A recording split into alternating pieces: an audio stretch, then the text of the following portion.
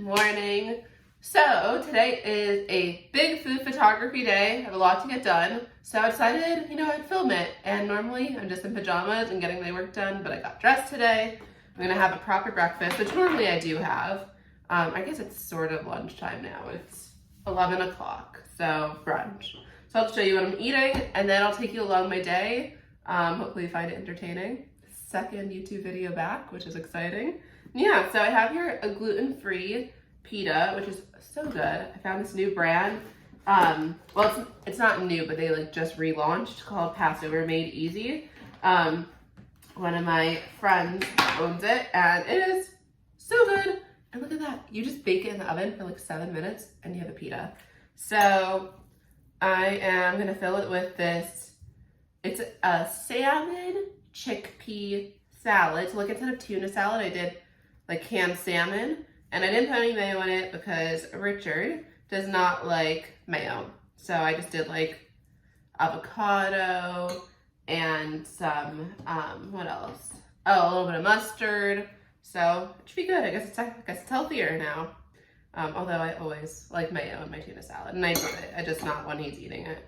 Okay, so filling up my sandwich. I made a lot yesterday. And then I have microgreens. What's so cool is these have lasted 2 weeks in the fridge unopened. I thought they'd be bad, and they're not. And they don't smell, I thought maybe they'd be smelly because sitting in moisture for so long, but they're not. They're perfect. So I'm gonna stuff microgreens in because why not? And this is my brunch. So I'm gonna eat and I'm gonna show you what I'm gonna do. Actually, let me quickly tell you. I decided to make an actual plan for today, which I never really do. Sometimes I have a plan online, but here we have a physical outline.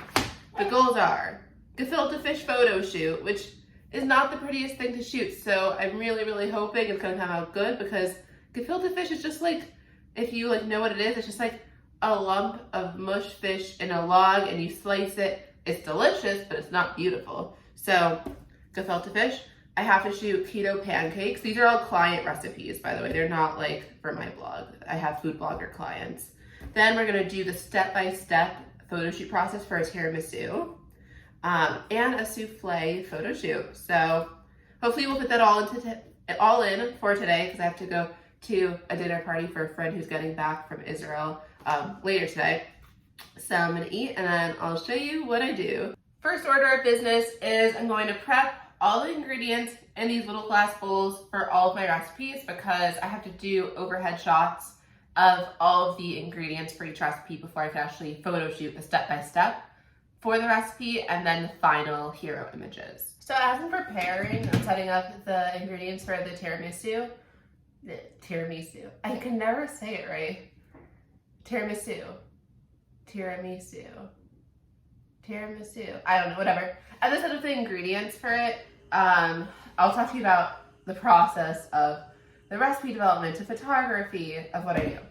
Also, interestingly, this makes sense to me as a recipe developer, but you may have not thought of it.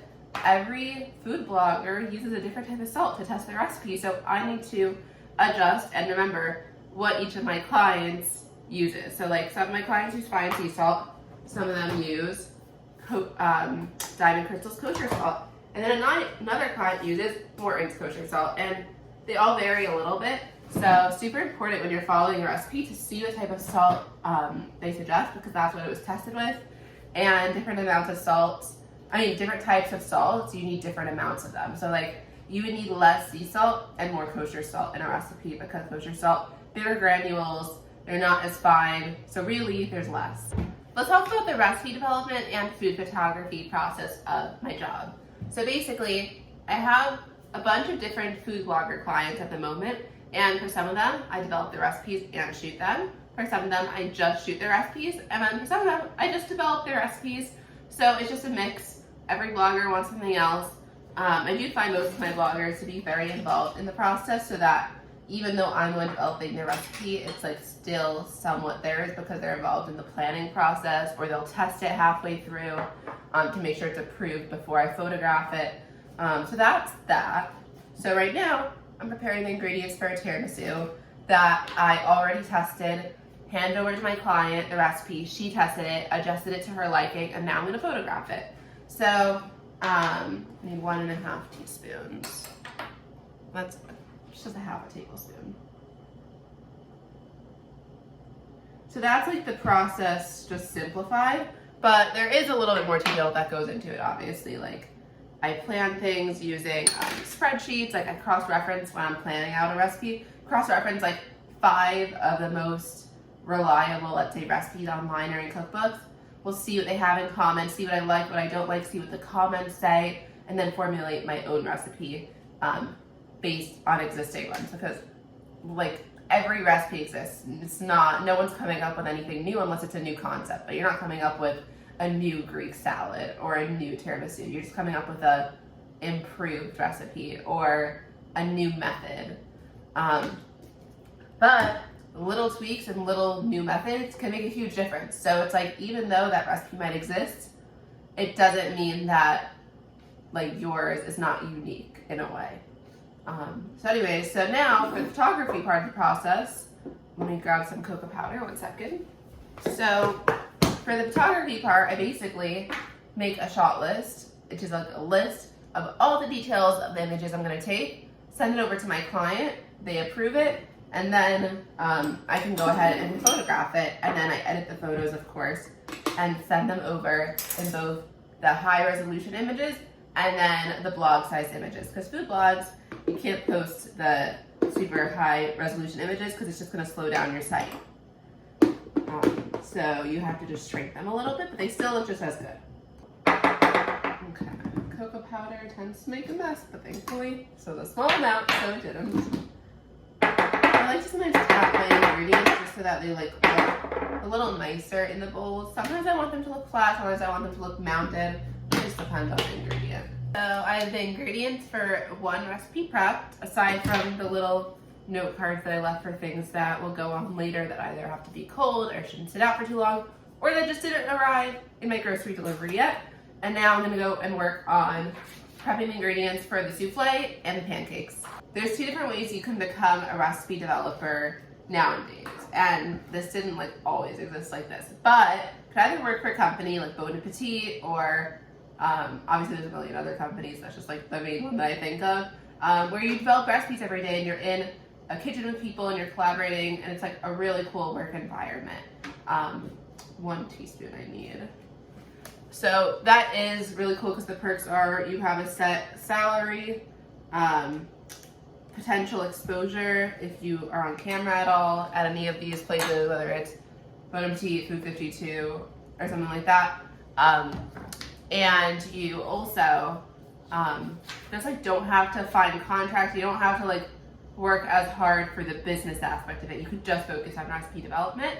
But then there's the other side of recipe development, which is what I do, which is I find my own clients. I work for food bloggers specifically, but people do this with brands, food bloggers, who else? Restaurants. But I mainly work with food bloggers, but you have to like find all your own clients, keep on building your portfolio, and just push your name out there until you get clients. And it feels like it's never gonna happen, but I'm telling you it can, because I make a full-time salary now. Just salary. I mean, it's not a salary because every month is different and I pay myself, but just from doing recipe development and food photography.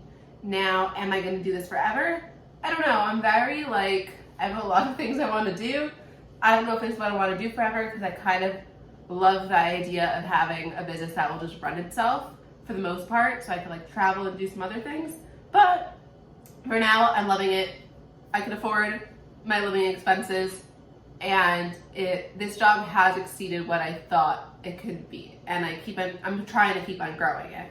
So it's definitely possible. It's just hard. It takes time. So when I was first starting my recipe development business, I was also working as a personal chef, and I also worked for a cookie dough company a while back. So like I was like starting to build this portfolio of mine while I was doing other work and while I was in culinary school. So it's just like all these things are just like evolving jobs.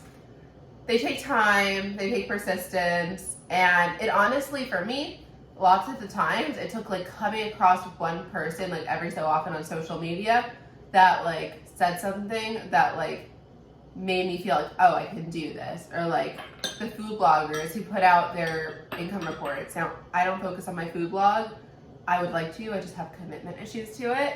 But the bloggers that put out their income reports, like that greatly impacted pushing me into this like working with food blogger space, because I was like, whoa, there is actually money in this. This is like people have businesses out of food blogs. Like I always had a food blog like since 2015. I didn't like do enough with it.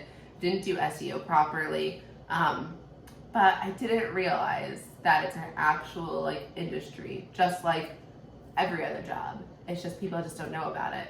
But yeah, point is that there is a lot of opportunity in the recipe development space. You just have to push yourself into it and go for it if you want to. Kylie, say hello, your quick hello. Hello. And she still needs a haircut. I'm gonna get her one very soon. So I prepared the ingredients for all 4 of our recipes. I'm gonna take you to my photography studio, which is just a few rooms down. And I'll show you how I do what I do. Put everything on a wheelie cart and we are just going to wheel it to the workroom. So first step, turn on the light. And I want it to about 90% power. I guess that's what it is. I'm like not so familiar with the settings on here, although I should be. It's a wonderful light. The bedroom light, of course. All set to go into the oven. As I go through each of my photo shoots, I like to upload the photos to my computer. I really should learn how to shoot tethered, which means like my camera is just connected to my computer so all the photos sync up, but I have yet to do that. So for now, I'm just going to download the photos from the gefilte fish step by step onto my computer. So they're there, and then I'm gonna start shooting the pancake. I'm cooking the keto pancakes, super low heat, covered, because it helps them be able to cook longer in steam. So I'm about to shoot the pancakes. They're stacked. I moved the light to the side and kind of reduced the brightness because I just think it looks a little bit more natural. And I'm gonna get some overhead shots, some side shots, some shots with maple syrup, and it's gonna be good. Here's the tiramisu ingredient setup. What started off as a really, really nice and neat work studio is now filled with tons of dirty dishes, and it's just sort of a mess. And to be honest, this is the time of day where like once I'm like 2.5 to 3 shoots in, I'm like, I don't want to keep going. I just want to pause and continue the next day. But I have so much to get done because I need to get it done before going to Florida next week. So let's hope I do it. Okay, next recipe. The souffle is ready to go into the oven. Here's the mess I've come back to. Honestly, not the worst. It could be better, but I'll clean it today at some point. So that's a wrap on food photography for today. I got almost everything I wanted to get done. Just gonna shoot the gefilte fish final photos in the morning because I don't have cucumbers. And I'm going to shoot the tiramisu tonight, hopefully after dinner. But that was fun. I finally got my work done during day hours. I tend to do a lot of my photo shoots at night, which is just like not ideal for my schedule. So yay. And part of that because I knew I was filming this and needed some daylight for the videos. So thank you for helping me be efficient and timely with my work. And maybe I'll post another video soon. We'll see. So thank you for watching, and maybe I'll see you soon.